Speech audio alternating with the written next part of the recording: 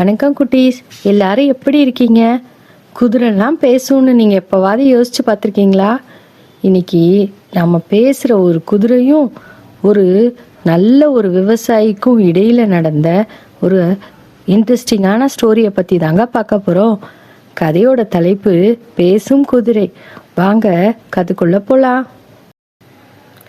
ஒரு கிராமத்தில் ரவின்னு ஒரு ஏழை விவசாயி வாழ்ந்துட்டு வந்தான். அவனுக்கு நீலன் ஒரு குதிரை இருந்துச்சு. நீலன் ரொம்ப பலசாலி, ஆனால் ரொம்ப வயசானதா ஆயிடுச்சு.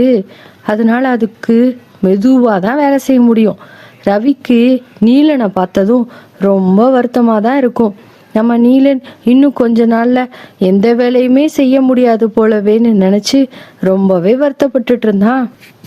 ஒரு நாள் அந்த கிராமத்துக்கு மந்திரி நகர்வலம் வந்தார். அவர் ரவியை பார்த்துட்டு அப்புறமா அவன்கிட்ட இருந்த நீலனையும் பார்த்தாரு. நீலனை பார்த்ததும், இந்த குதிரை தான் ரொம்ப வயசாயிடுச்சே, இதை விற்றுட்டு வேற ஒரு புது குதிரை வாங்கிக்க வேண்டியதான்னு சொன்னார். ரவிக்கு இதை கேட்டதும் ரொம்பவே வருத்தமாயிடுச்சு. நான் நீலனை விற்க மாட்டேன்னு உறுதியாக சொன்னான். ஏன்னா மந்திரிக்கு இந்த நீலனை வாங்கிக்கணும்னு ஒரு ஆசை வந்துருச்சு. அதனால ரவியை எப்படியாவது ராஜாட்ட மாட்டி விடணும்னு சொல்லி ராஜா கிட்ட ஒரு விவசாயி ஒரு பேசும் குதிரையை வச்சிருக்காருன்னு ஒரு பொய்ய சொல்லிட்டாரு.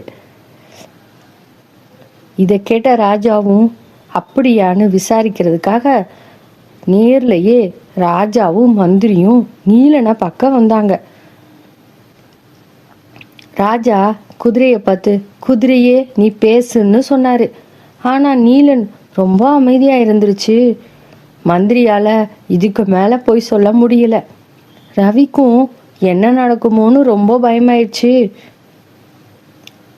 அப்போ நீலன் ராஜா கிட்ட, ராஜாவே, நான் ரவியோட ரொம்ப விசுவாசமான ஒரு குதிரை. நான் எப்பவும் என் உரிமையாளருக்கு நான் பேசாம தான் இருந்தேன். ஏன்னா மந்திரி பொய் சொல்றதுக்கு நான் இப்போ உறுதுணையா போக விரும்பல அப்படின்னு உண்மைய சொல்லுச்சு. ராஜா நீலனை ரொம்ப பாராட்டினாரு. அதே நேரம் மந்திரிக்கு பெரிய தண்டனைய கொடுத்துட்டாரு. ரவிக்கு பரிசுகளையும் கொடுத்தாரு. அப்புறமா இந்த குதிரைய ரொம்ப நல்லா பார்த்துக்கோன்னு சொன்னாரு. குட்டீஸ், இந்த கதையிலேருந்து நாம என்ன கத்துக்கிட்டோம்?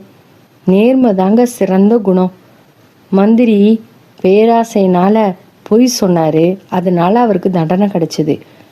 இதே நீலன் உண்மையா இருந்துச்சு, அதனால பாராட்டுக்கு உரித்தா ஆகுச்சு. அதே போல ரவிக்கும் நிறைய பரிசுகள் கிடைச்சிருந்தது. இந்த கதை கண்டிப்பா உங்களுக்கு பிடிச்சிருக்கும்னு நினைக்கிறேன். நண்பர்களோட ஷேர் பண்ணிக்கோங்க. மறக்காம நம்ம மைக்ரேட் டிவி சேனலையும் சப்ஸ்கிரைப் பண்ணுங்க. இதே மாதிரி இன்ட்ரெஸ்டிங்கான ஸ்டோரியை பார்க்கணுமா? டிஸ்கிரிப்ஷனில் லிங்க் கொடுத்துருக்கேன். நாளைக்கு இன்ட்ரெஸ்டிங்கான ஸ்டோரியில் நான் உங்களை மீட் பண்ணுறேன்.